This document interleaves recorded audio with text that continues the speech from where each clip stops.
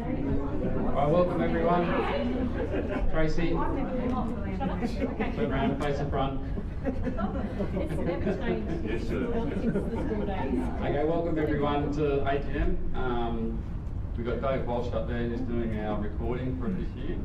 Just one thing, we were trying to live stream it, the AGM this year to get more people online. Unfortunately, we haven't been able to do that, and that was because of the Christchurch thing that happened.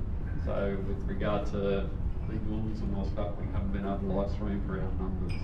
So unfortunately, we were trying to do that. That was one of the things we wanted to do for the AGM this year, but we couldn't do it. So unfortunate. First matter of business I want to get into. First of all, welcome everyone and live members and members here. Good to see people here for the AGM. Have an interest in the club as we love our skiing, so and our boarding. Can't forget that. And no, come on, it's all good. We all love it. And cross countries. Don't forget that. And walking. How many other activities are up there? Drinking. Buy a study holder. Can I have a seconder for drinking? Okay, so first thing I want to get into, the minutes from last AGM, everyone would have had a chance to see those. I want to move a motion that those minutes be accepted.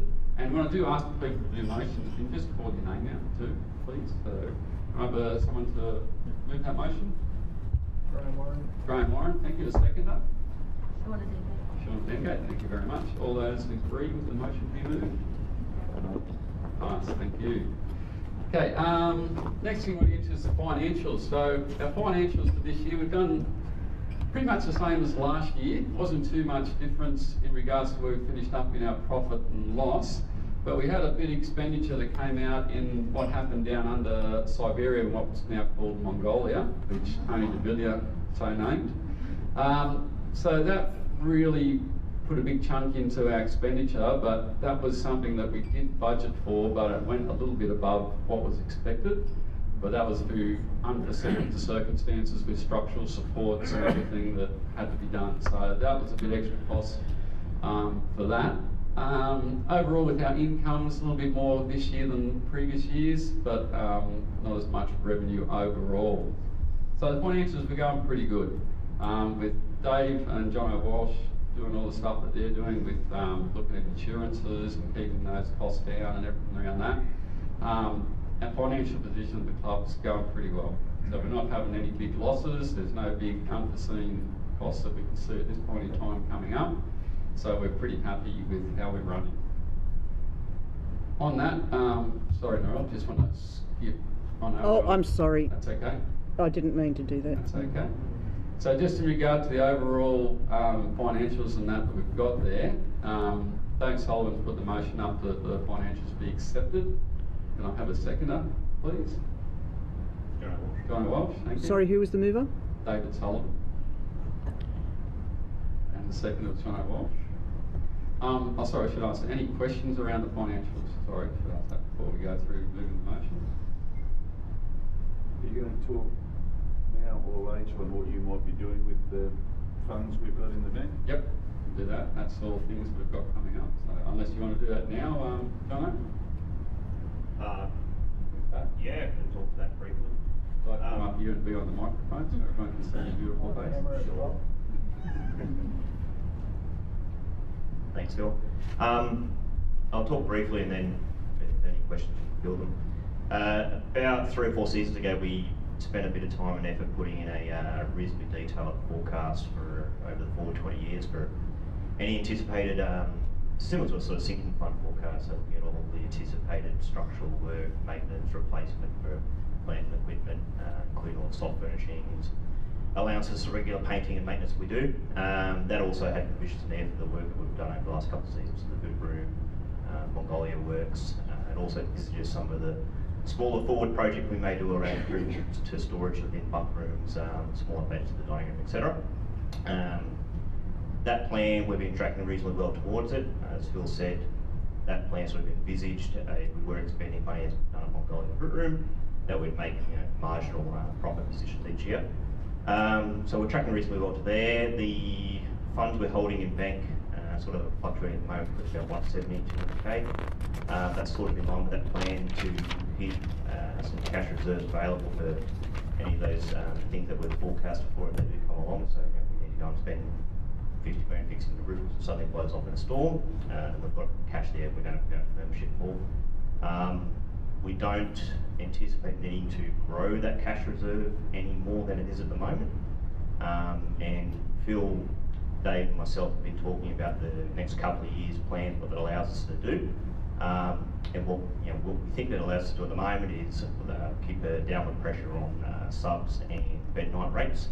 So over the next couple of seasons we shouldn't anticipate any dramatic uplifts in those, and where we can to maintain those rates sort of in a similar position where they are. And if you look at the bed rates for this season as an example, where we can, we've tried to hold them in line with last year in some of the shoulder periods. And in a couple of sections where members and guests, we've actually reduced them by extending some of their shoulder periods. Questions? Does that answer you, Giles? Happy? Good. Yeah, I'm just wondering if you had any plans for all capital works or doing up the dining room or bird muted and things like that. Yeah, we've talked about those things. They haven't got anything sold in the plans at the moment to do that, but we have talked about looking at dining room and upgrading that as well. But then also, as John said, we're looking at fitting out the rooms a bit better as well. So there's nothing that's a big structural or building things on the radar at the moment. So unless you've got some suggestions of what we could do. No, I don't, but it's, you've done a great job, we've got plenty of money. That's all, if you plan to do anything about it, because if you didn't have any big plans. No, there's no big plans. So the Mongolia was the one that sort of cost us a bit. That went up a bit, but because of what things that Jono's done and set up in place with the term deposits and that, we've been able to keep a fair amount of cash there just in case, as I said, something drastic happens that we have to do. So the two key items, so everyone, I guess, is the dining room and the fit out of the bedrooms. But neither of those is what we would call a major expense like Mongolia was. At the moment, I don't think the dining room plan is to do anything massive to it. It will be some smaller changes. I guess whenever we've canvassed that, there's always a lot of pros and cons as to how much of a change to make. But I guess we're a bit reluctant to do a huge refurbishment of that. Nothing really major at this stage. John, sorry, you had a question? If inflation's effectively zero at the moment, wouldn't that, how much of our subs and membership gone up? Should we be using the money that we've got and not putting them up? Well, subs haven't really gone up a great deal, to be honest, and that's why we've kept bed nights pretty much the same as well, because with our cash reserves and that we've got there, we're not desperately in need of money at the moment, and there's no, as I said, no big capital works that we're looking at doing, so we're trying to ease it on the membership, so it's not, bed nights not just keep going up and up the subs as well. How much does bed night go up percentage-wise then? Percentage-wise, I think it was less than 0.5%. Yeah, I mean, it was different for different periods, so yeah, so in some sections it was reduced by 4 or 5% in some of the shoulder periods. So we extended shoulder rate 1 out to the end of June, so that last week of June is now 20-30% cheaper for members and guests compared with last year. The shoulder rate 4, we've locked that in to start the week, the 2nd of September now, whereas previously it was mid-September. So they, again, just both members get cheap rates there. In peak season, I think we've put it up a couple of dollars, because that's kind of guarantees some of our revenue stream, but the intention's there, I think it's here 99.99 at the moment. Unless anything dramatic changes, we tend to keep that at that level next season, as an example. That's the other thing to keep in mind is whilst overall inflation is quite low, a lot of what we do budget for in those long-term forecasts caters for some of the building works. Generally speaking, those things haven't remained flat. You generally see increases there when you don't in other parts of the sector. So we've kept an allowance there. Okay. Any other questions? Excuse me, any other questions for financials? So I'll move the motion, or David Sullivan moves the motion that the financials be accepted. And a second to John Walsh. All those in favour? Aye. Against? Carried. Next thing we want to have a look at was the auditors. So we had KH Accounting was our auditors. Sorry, we're on in that. Yep, KH Accounting be our auditors. So they'd be Our auditors again for 2019-2020, so I've got that moved by David Solomon. Have a seconder for that, please. Thanks, Cole Bruton, seconded. All those in favour? Against? Carried. Thank you. Good job. Next one, right, Errol.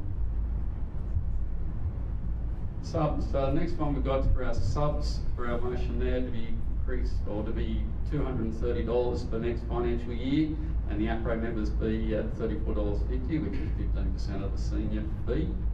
So I can have someone who's happy to move that motion. Phil, just on that one for awareness as well, when we started looking at subs for this year back in October, November, we originally had that sort of penciled around the 235 level. So we intended to pull that back to 230 was we sort of saw how we were landing this year to make sure that we weren't unnecessarily increasing those beyond what we needed to. Thanks. Someone to move that motion? I'll move it. Thanks, Cole Bruton. A seconder? Beth Walsh. All those in favour? Against? Carried. Next one we've got is the fee being paid for a senior non-member be abolished. So what this one was just for a child becoming 18 years of age had to pay a $20 fee. So it was basically- Member, not non-member. Sorry? You said senior non-member. Becoming a senior member. Carry on. Becoming a senior member. Thank you. From being a junior to a senior member. So we're just removing the fee out of that so they don't have to pay it. That's all this motion's about. So if there's someone that'd like to move their name.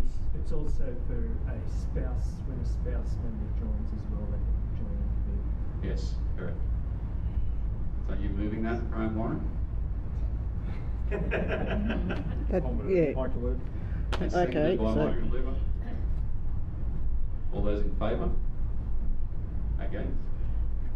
Carried. Thank you. Sorry, who seconded that? Michael Lever. I thought Mike moved, so I'm totally. I'm- Jarvis moves, Jarvis. Mike second. Okay.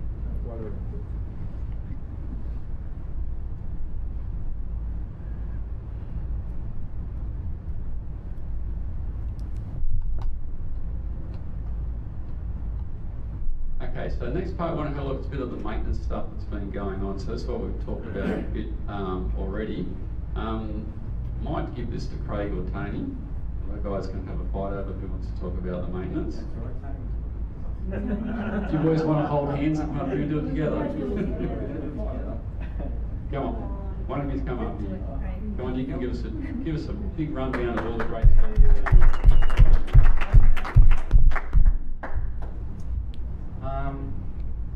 Yes. What have you got there, Noel?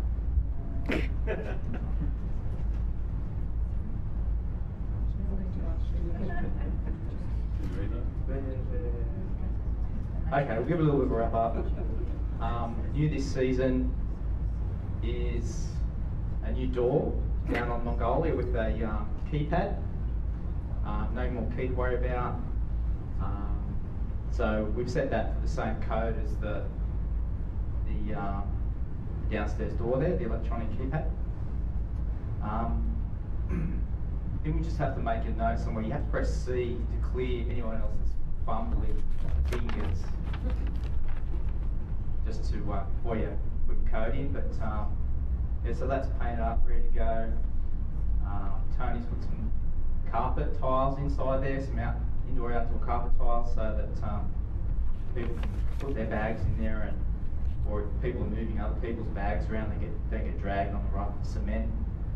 So it looks really tidy in there at the moment. Actually, it surprised us how dry it stayed down there. It's Bill's done a really good job on the drainage, and yeah. So before it used to just be a waste area, like a garbage tip, really. Old dryers and lounges and all sorts of things in there, and now it's got some automatic lighting in there. You just walk in there, lights come on.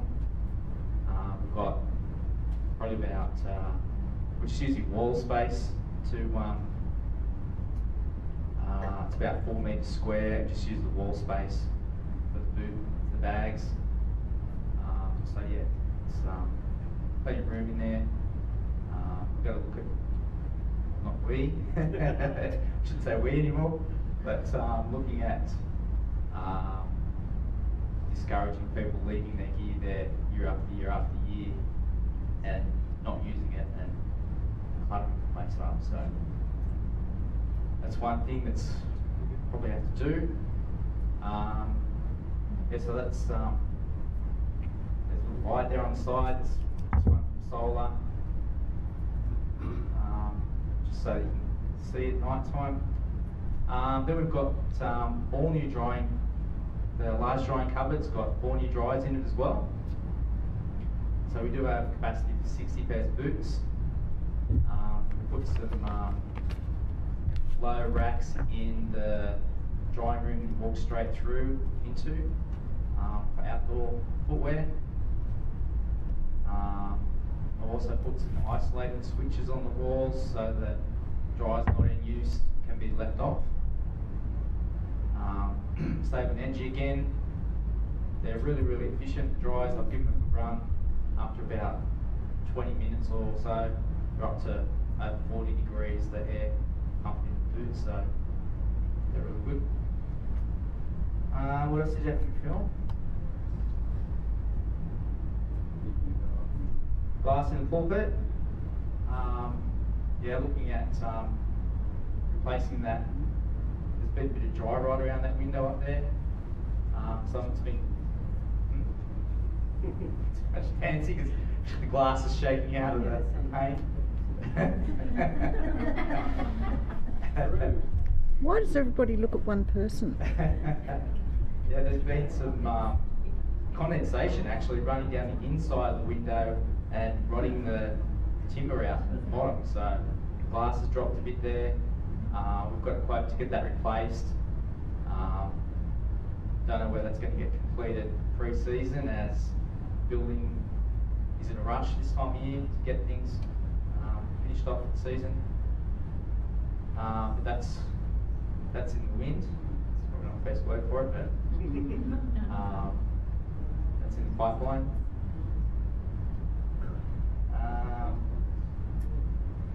Also looking at that that rendition that Ross put up there, getting a new sealed space heater put in. It's actually a heater, and they have a powered flue, so there's no gas comes into the room. There's no soot. Have a bit of a problem with that that fireplace we've been using for the last couple of years. It's been smelly and sooty and a hazard really. So we're going to get a new heater, and it's going to be done for the season. So it's going to look something like that. It's going to have a little remote control, on, off, easy, good control on it, no smell, and really efficient, and look good too.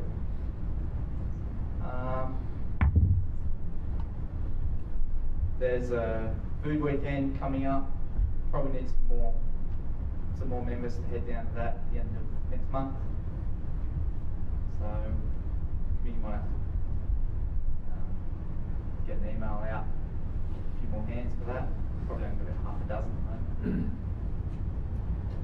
Anyone have any questions? Good. Fine. Thanks, Craig. Thank you, Craig. I will say that Craig and Tony do an awesome job for maintenance, and you look at what we've got at this place, it's largely due to what those guys have done and the work that they've put in. So Tony and Craig, thanks guys, appreciate it. Phil wouldn't be able to do it all without help on the working bees as well, so True. thanks to all Exactly right. all True. the helpers we get. We've got either boot beaters and a vacuum cleaner hanging up on the wall. That's a vacuum. Yes. Where's the vacuum cleaner? Yeah. Come on, you're I'm surprised you don't know what a vacuum cleaner is. Who said that? Where does it hang? That's the drinks cupboard. That's the lounge room vacuum cleaner. What's it for? Yeah, that's what they said. Yeah, it's normally stuck in the corner near the stereo. When the door gets closed, it's vacuum. It's in the fridge cupboard. Oops. Okay, moving on, we've got a couple of special resolutions that have been put up. First one is in the Constitution just to remove the junior members fee of $2. I've got moved that by John O'Walsh and seconded by David Sullivan. You want to just talk to that briefly, Bill? I was about to say, is anyone ready to say that? But I was just going to say, this links in with the other $20 fee we removed previously that wasn't in the Constitution, and simply we've just been looking to try and make our fee structure simpler and more efficient and effective. So both the $2 fee and the $20 fee I don't think have changed in decades. So that, you know, like basically this way road fee, if they've got a purpose, then they probably should be $40 and $200, or they're just historical anomalies that we don't really need. So they're not. Neither of them are providing a revenue source, and we looked at it and couldn't find any real rationale for retaining the two, so we thought the best thing would be best to remove and simplify our fee bit. thanks, Jono. Anyone against? Okay, so I move the motion. All those in favour? Yes, carried. Thank you. Next one is clause 50.1c of the Constitution. Now, with our Constitution, we had our new Constitution we put together, which is a lot of work by Graham Warren and Duncan Stewart, and there's a couple of things we're looking at refining in that Constitution. Now, with this clause in the rel, we'd like to have a bit of a chat on what 50.1.c is about, please. So 50.1c, is that coming through? Yeah. 50.1c provides for suspension or removal of members if they are classified under the Mental Health Act 2007. So what it means is if your psych, doctors, whatever, decide that you are mentally not capable of making decisions, then you're liable for removal from the club. This is mental health issues are classified as a disability under the Disability Discrimination Act. And so instead of saying mental health issues, I'm just going to start now saying disability. So basically, if you've got a disability, we can, if we wish, kick you out of the lodge. I find this discriminatory. I've spoken to the Anti-Discrimination Board and a few other government organisations who agree with me that it's discriminatory. Because of the nature of our club as a volunteer-based club, we are allowed to put that sort of thing in, but I just think that I would prefer to see Illawarra as an inclusive club, not an exclusive club. So I think that any behavioural issues that are behaved is what would affect the club if people had a problem and went a bit haywire when staying at the lodge. But that's covered under other clauses. We don't need to discriminate on the basis of mental disability, and I'd like to see it removed. Well, do we know why that clause was originally put in the revised Constitution? Because I remember you had that discussion at the last meeting. Yes, okay, so why didn't we take it out then? Right? Basically, that was just a standard one that was in there. Sorry, Rob's taking it, but it's a standard form that we had, so it was just in there. Right. So that's just one of the things that we've learned from just adapting this Constitution. I thought we actually talked about it at the meeting last year. We did. That clause. So I'm just wondering why we're having the discussion now. Because we didn't have take it out last year. All right. Because we couldn't do it without it having a motion. Ah, okay. So it just hadn't followed the procedure. That's why it's in. Anyone else like to talk? Yep, Graham. I won't throw it So, just, I mean, I agree with what Narelle said, but I just made a couple of notes on this. Basically, Narelle's put one side of the clause being in there. There's a positive side to this as well. In the wording of the actual clause says that the board may, and it's may suspend. I think potentially this gives the board the opportunity that if a member does have a mental health issue, that their membership can be suspended if they've got a temporary illness, they can't be down the lodge for whatever reason, but after their illness is cleared up and they're back to, I'll say, normal again, then their membership, when they can continue being a member of the lodge. Now, there's nowhere else in the Constitution on the membership that sort of allows this at all. If someone has an injury, they break a leg or something like that, and they can't ski or whatever. Basically, they have to give up their membership. But as I said, on the flip side of this one, this is something that actually allows members that do have a temporary mental illness to be able to have their membership suspended. On the get on the other side of that as well is we don't know what mental health issues that people do or don't have. The board also has a duty of care to all the members staying down the lodge. If a member may pose, because of their condition, may pose a threat to the health or safety of either themselves or the other members, then again this allows us to protect all the members as well. Again, on a temporary basis, and it would be something that I would expect any board now or any board in the future to take lightly. It would be on a case-by-case basis. So yes, there's the negative side of it, but I think there's also some positive sides of that being in the Constitution. I'm not going to say one way or the other, or let the membership decide, but there are sort of a sense of positive and negatives around that being there.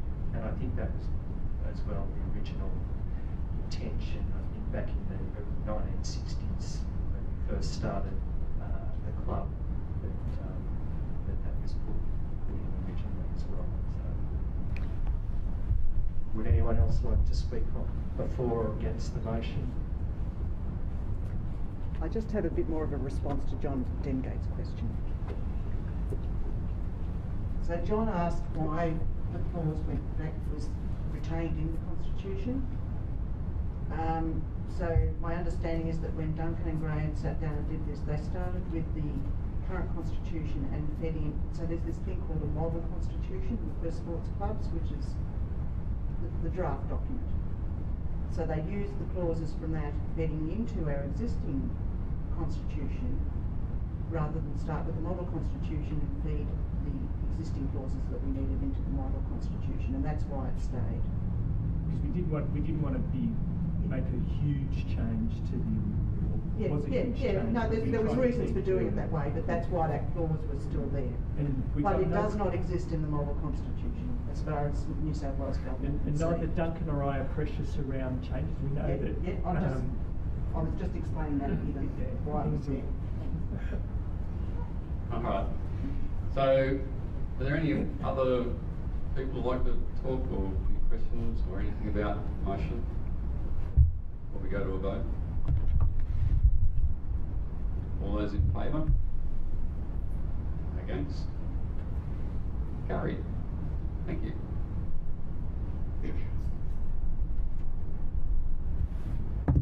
Next one is life membership nomination. Okay, boys, off you go. Leave the room, please. We're going to talk about you. Don't be too long.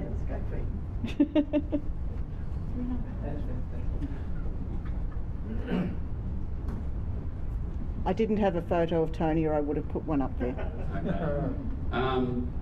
So yeah, life membership. This is the big thing for nomination for life membership. It's probably the most prestigious thing you can have in the club, I think. So for these two guys to be nominated, it's a big thing in that. Talk about it. It's got you up there, Tony. You want to talk first? I'll talk first. That's fine. Tony to me has done a mountain of work for this club. The amount of money he's saved for this club, the amount of stuff he's donated to this club, with no thought to his own personal gain in any way, to me is phenomenal. To watch this guy in action is phenomenal as well, in more ways than one. I've never seen a guy get so much stuff done on a telephone in such a unique way. And that's being polite about it. He's always there, he's always first to put his hand up to help out. He's done so many projects down there, whether it's been new carpet that's been put in, whether the new reconfiguration of the downstairs bedrooms are done. the roof that came off that National Parks didn't know about, that saved us so much. So all the things that Tony's done has been absolutely fantastic. He's a great clubman. He's always there at racing. He's always there. He's donated the bibs and everything for racing. So he's done a mountain of stuff and power of work that I think this life membership he truly deserves. I think he should get it. Mike? Free beer on working boots. No. Is that what you go to? From Tony.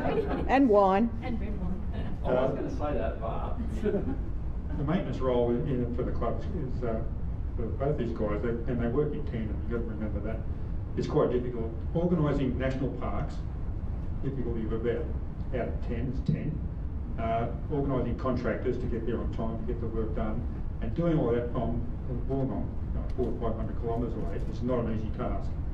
And it's an unseen task. They work all through the summer, and everybody benefits for all the changes and improvements in the lodge.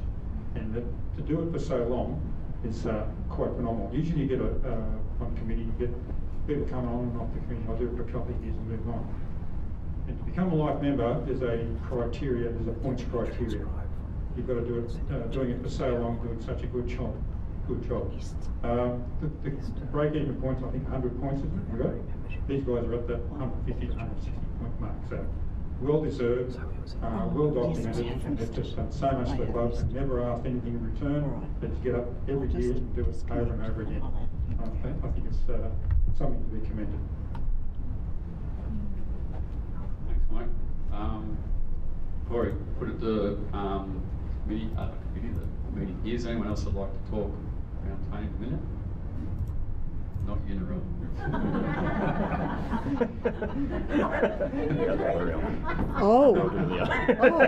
I thought it meant me. all those in favour for Tony DeMilly to be life member? Thank you very much. Now, Mike, you're up here for Craig. Do you want us to copy it? Yes, please. Same again. Why can't I insert new slide? Really the same, because Craig adds just that sort of engineering input to construction and doing bits and pieces like this one. Ski. Is it special resolution? Ski storage area and just building okay, just so I'll put it on general the special resolution. support and acting on the maintenance program. He's been doing it very quietly, very efficiently, and just gets it done. I'm not I think connected. it's a well-deserved nomination. Yeah, I totally agree. Craig, to me, I can ring Craig up and he'll do just about anything.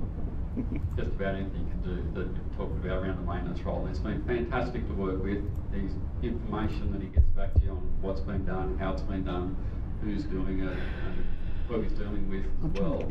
Is, yeah, it's fantastic. So for him to be doing the maintenance role and all the work he's put in, all the little achievements he's got of building things around there, it's been unbelievable. And as Mike said, his designing and the engineering stuff that he's put in, I think it's everyone's benefit in some way, shape or form. So I truly believe he deserves a lot of Tracy, would you like to say? I agree. All those in favour? Thank you very much, Carrie. Better go and find it, mate. Right. Come on.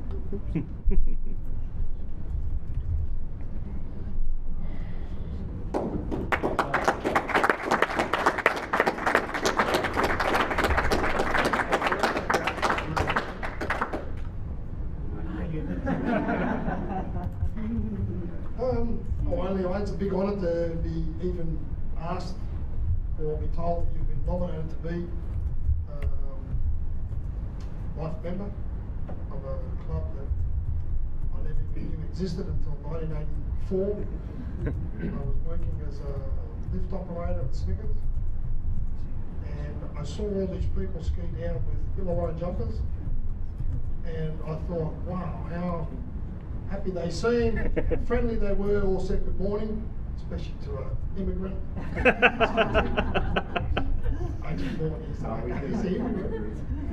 So I actually thought to myself, wow, what a lovely club, and how good it'd be to be involved into an environment like that for when I was getting married and had kids and been able to ski and meet other people that had the same interest. And I don't know, whatever it is now, 37 years later or something, life member of a club that I never knew about. So I'm pretty excited about that and humbled at the same time. So thank you very much.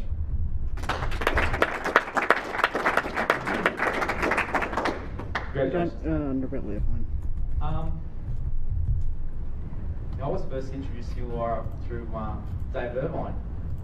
Went to high school with David, those who don't know. And first ventured into the lodge in the mid-80s. Also Tim Lee, thank you Tim. Also, Tim was a tradesman, I was an apprentice at Illawarra County Council, and Tim might not remember now. But I did somehow manage to, Tim, how about I come down to lodge with you? So, thanks to Tim as well, but through Julie and David, Trace and I spent some years when we first married, some great trips to the lodge, and we're lucky to get nominated by David for a membership in the late 90s, and took with open arms and went back.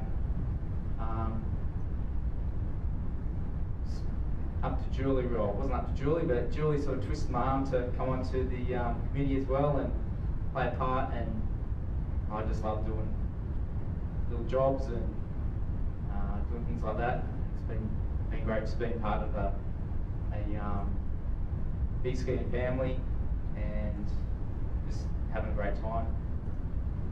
So thank you for the nomination, and I'm pretty humbled by it, so thank you. Phil, one more thing. Illawarra has never struggled for membership, and over the 50 years plus of its existence, we've only taken 3 intakes, I think, very few intakes of membership. Yeah, and Craig and Tony were part of one of those intakes. So this is the epitome of what new members coming in from the outside, from a club to a club that's essentially closed, and putting in everything and working for the club and really participate. Thanks, Mike. Congratulations, guys. Well done. Okay. We missed next number one. C. Sorry? Number C? Number C, like letter 4. The upright members. Yes. How did that come up before? Because I just changed it. Oh. Because Jono reminded me that I hadn't put it in there. Thank you very much. Okay, quick one. What have we got here? So, require the upright members. Right, okay, so we're changing the upright membership from 30 years, which currently is to 20 years. That's what this change in the motion, this motion is about. In this clause 26.1, so we've got that moved by Jono Walsh and seconded by Narelle Irvine. There's a minimum age too, isn't it? 65. That's right. That stays. The age doesn't stay. It also states that they can only book from the 1st of June. Yeah, that stays too. So it's just changing the 30 years to 20 years. That's all. Everything else is the same. So rationale, somebody, why? Tell us a bit about it. Yeah, so basically what it was there's a couple of people that applied for it but didn't actually reach the 30-year criteria.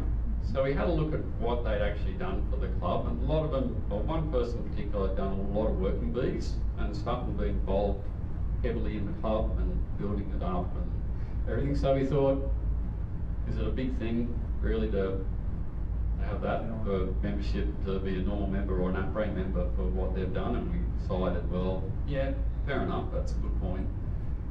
So we thought we would change that to accommodate those type of people. And then when you look in the overall scheme of things financially, it's not going to make a great deal of difference. So just explain a little bit, just remind me why we put upright membership in, because if it's an issue about the help in the club, I mean, that's not a time period, that's how much you've contributed. Yeah, you're right. It's not reflected in that clause, that's all. David? So, the original upright membership clause works for membership for those who have been members since the inception of the club or have become a junior member into a senior member. Yeah. It really made it hard for anybody that came into those intakes, those Mike was talking about those 3 separate intakes that we've had, for them to reach 30 years of membership and still have the 65 years of age, etc., meant that they were probably going to be 78. Yeah, I think I worked out. I think it was the average age. So it's to kind of bring a bit of equality back for those members as well, as opposed to what have they done for the club, etc. It was really a case of they're going to be 78 and apply for APRA membership, but they're asking for it at 65. Do we have a real justification for saying no if they met the other criteria? And the other part of it was that for the APRA members, for people who have been in the club for that long, they didn't want to walk away and cut ties completely. They still wanted to be associated with it and see newsletters and maybe occasionally book in after the 1st of June to go to scheme.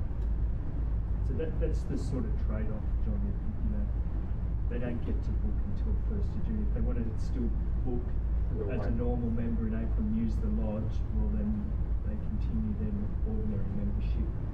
In a sense, all of the is a reduction. And the accommodation rates for them stay the same as everybody else. Everything else is the same. The only difference is what they pay for a membership fee and when they can actually book in. I think it's fine. Just your argument that they've contributed to the club isn't reflected in that. So That was a one-off example. So, well, that doesn't seem to be a rationale then, unless you're going to change this to say, or has contributed to the club over 10 years. Yeah. So. Well, let's say the committee looked at it and decided that whether that's, Yeah, you know. Yeah, that's fine. All those in favour? Thank you, Gary.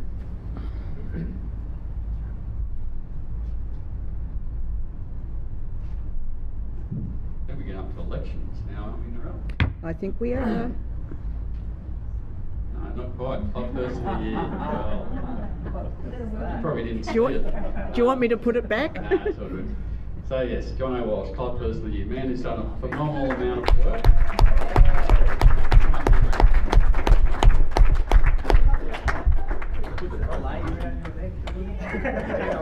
Now, Jono has done a mountain of work with the financial of the club, as you can probably gather from what he said before about our projected budgets, and he's been harassing insurance companies and figuring out how we can get better deals and sporting grants, going to court for the stuff with smugglers.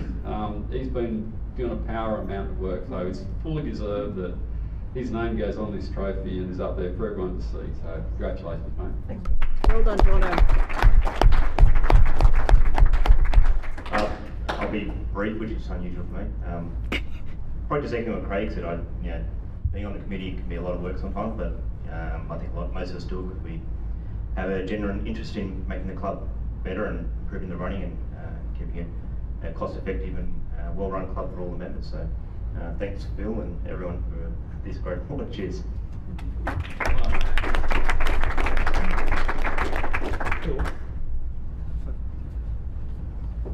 This is another example of progress in the committee in dispersing the roles around so that the workload is lesser for each of those people.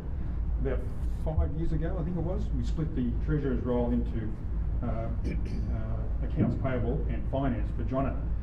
I don't know whether we created a monster, but we just wound him up and just pointed him out there, and he just took off. And it's just been an enormous benefit to the finances for the club.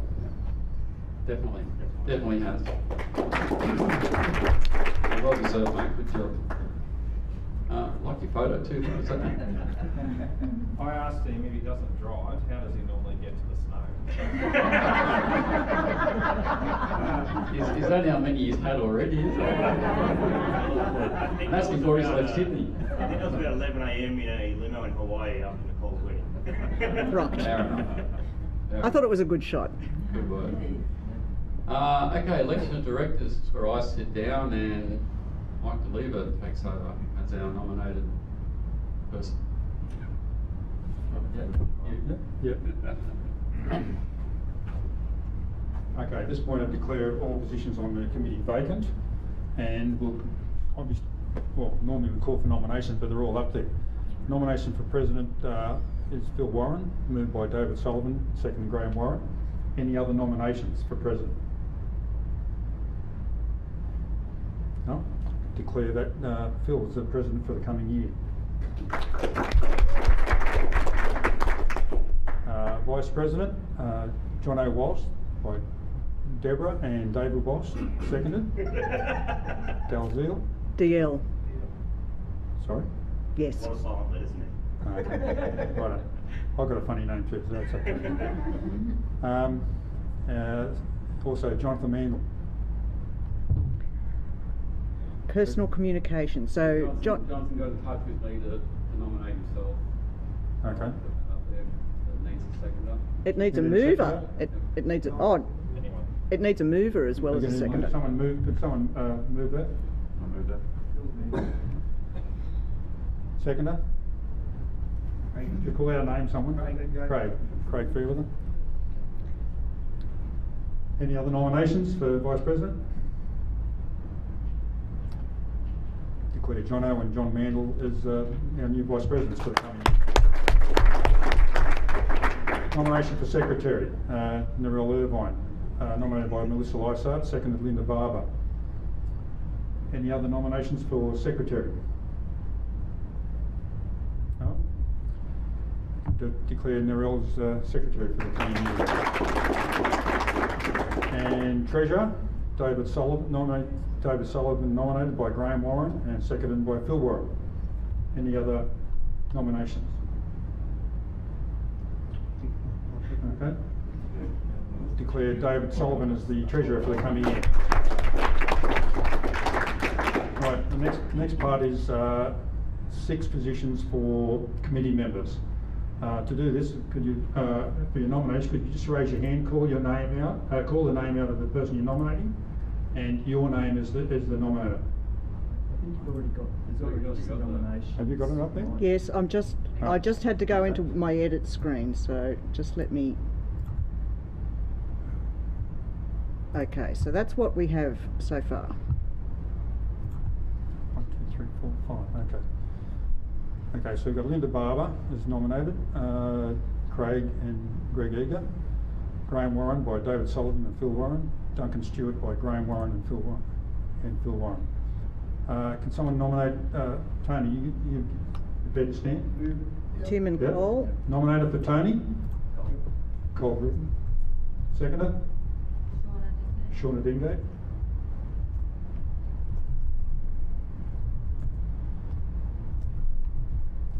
Nominator for Neil Medham. Oh, sorry, Neil, you prepared to stand? Yes. John Dingate, nominator. Seconder? Peter Smith. One more position. Any other nominations? Now, we don't have to have the 6 committee members. We can get by with the 5 if there's no other nominations. So, last call for nominations for the 6th final position. Nothing? Okay. This has happened before, by the way. Okay, so I declare Linda Barber, Tony DeMillion, Neil Medham, Graham Warren and Duncan Stewart as the committee members for the coming year.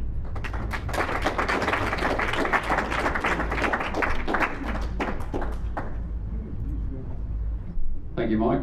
Congratulations, everyone, for getting the positions on committee. Now, as Mike said, there is one position still vacant, so that can be filled during the year.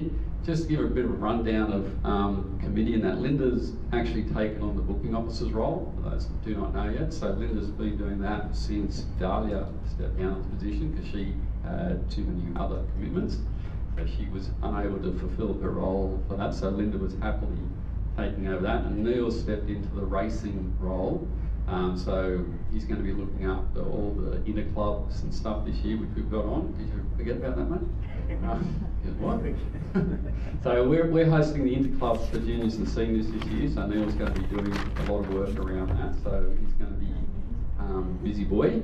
On top of also the junior racing. So I think on junior racing too, I think we've got about 21 participants this year in the junior racing, which is the most we've had.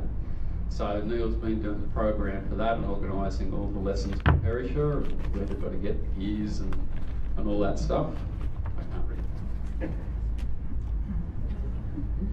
Yes. so that's what's happened with those two. So Linda's come in and Neil's come in, and we really appreciate them doing those roles. So congratulations, guys. Well done. So then coming, we've had to thank Sally. So Neil's jumped into Sally Davis, which she's done a great job in setting up the junior program, because I asked Sally a couple of years ago to redefine the junior programs, and she's done a lot of work around that and getting it up to where it is now. So Sally's done a great job that Neil's now benefiting from and taking over. So we thank Sally for all her work. Hi guys. And so Dahlia's done all her fantastic work as well, and we thank Craig for all the years you've been on committee, mate. No problem. Thank you.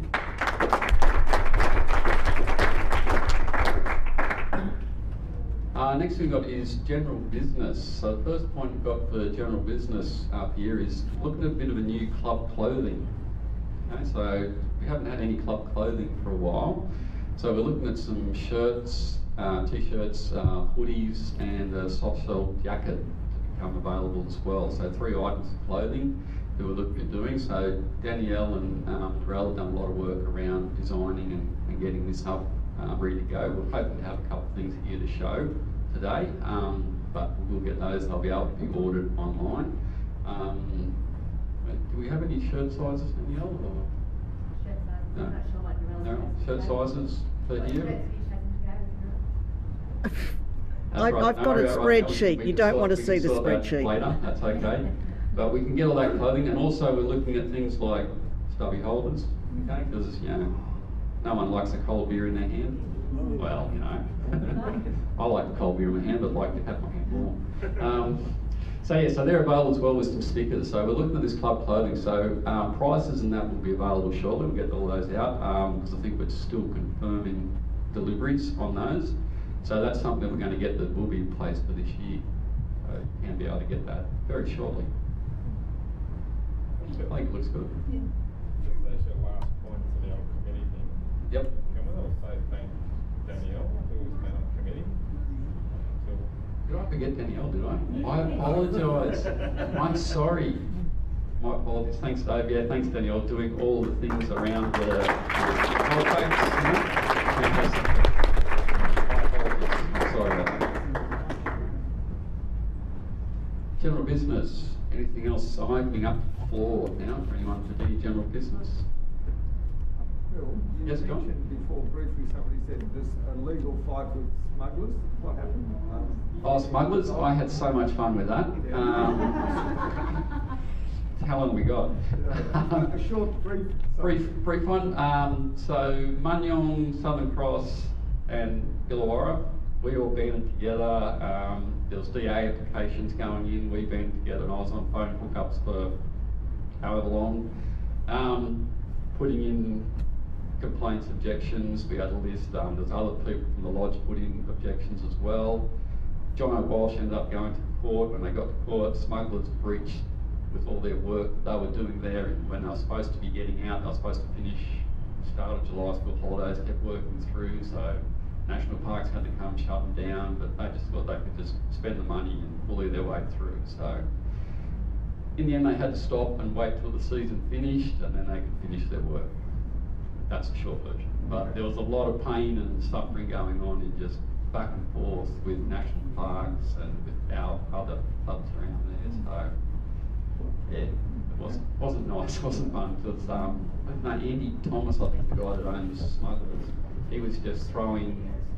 I was basically giving us, trying to bribe us as well. So we were getting letters saying we'll give you and the other lodges this amount of money to donate to scholarships for race programs and stuff like that to let us keep building. So how much money did we make up? We made, oh, I got a bit. Oh no, sorry. I got new skis. No. Yes, Cole. How much money did we end up costing them? I can't tell you, mate, but for him it was probably just something that fell out of his back pocket, to be honest. Yeah. So what type of lodge is it? It's a well, it's got to be a commercial lodge, but I think it's got about a $15,000 a night price tag. So it can just be, you can go there and stay there if you're willing to pay for the whole place. I think it's 6 bedrooms, sleeps 12, and has a manager's one as well. It's got a spa and fireplace. think it's a 13 bed. So I think viewers have been through it actually. So a few people have seen. I've been through it. There's 13 beds in the place, one for management, but there's the potential of about 20 plus beds in there if you go and actually count how many trouble beds and pull out beds that have got loaded with that. So When his friends come it's over. a mystical number. Yes. You can't I find. remember in the very early days, and I put this in my submission too, that that section of Smeagan Holes, which they call the dress circle, was to be reserved wholly and solely for club lodges only. There was never to be a commercial development on that side of the hill. Yeah, I think what happened is they had to make it so it was commercial. I know. Yeah. I can't tell you off the top of my head whether it stayed at the club or it's commercial. It's a question I've asked and I haven't had an answer. No I'll ask surprise. again. I would say that it's not the only commercial place. So one of the smaller places, as you head up past the chalet apartments, the first little shack on the left-hand side is leased out by National Parks to anybody who wants to use it. So that's also a commercial place. That's the Do old they have trouble with the building, you know? Yeah. That's Smugglers. Yeah. Not that I'm aware of. I think it's pretty solid. It was very badly built. What'd you do to it, Cole? I can tell them that. Well, we'll see what happens in the years to come. Pretty good wind. So that was Smugglers. We're not on his Christmas card list, and we probably can't use the lodge for overflow for roasting. No, it's, Not at that price. not at the price. Yes, it's not in our budget to look after. You also can't find any reference to that lodge on the internet. If you try to find a contact, can I get in touch with them? Yeah. It's They were on been the so, internet. yes. They were. They were, but That's they all. took Yeah, themselves. it's all gone. So it's direct family connections. Yep. Any other questions or any other general business? Going once? Might leave that. Might leave that for. Yeah. That doesn't look like Sniggins, does it? No, Vermont actually. Changed a bit at the office. All right. Before we're still going, any other general business? Otherwise, I'll declare the meeting closed. Thank you for your attendance. We will have some food and that's going to be coming up the back, so I'd like you to hang around and catch up with a few people, have a chat. But thank you for turning up, and secondly, thanks to Craig and Tony again. Congratulations.